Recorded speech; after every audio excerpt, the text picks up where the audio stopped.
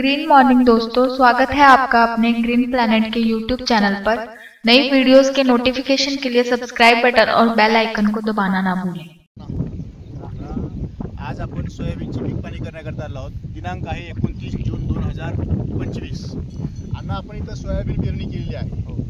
किती तारखेला केलेली आहे? 16 तारखेला 16 जून 2025 ला पेरणी केलेली आहे। पेरणी करताना आपण काय लावलं होतं बियाला?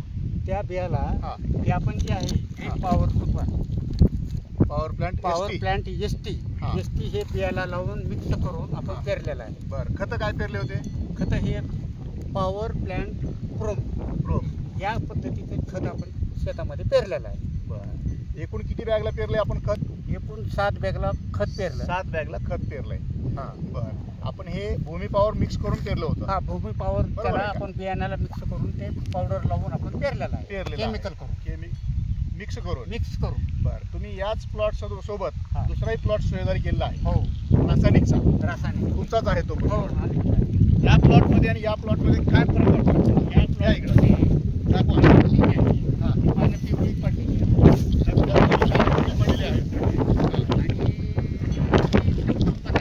टवटवीपणा नाहीये। इकडचे तुम्हाला पानं कसं वाटतं? हिरवेगार आणि चमचमीत आणि लसलशीत वाटतं। हिरवेगार आणि लसलशीत आहेत। तुम्हाला आज शेतकऱ्यांना काय सांगावं? हे रासायनिक प्लॉट आणि जैविक मधला केलेला प्लॉट याच्यातला बदल काय सांगा वाटतं? त्याच्यामध्ये रासायनिकपेक्षा जैविक शेती केलेली कधीही चांगली आणि त्या पद्धतीचा मला रिझल्ट पण आला।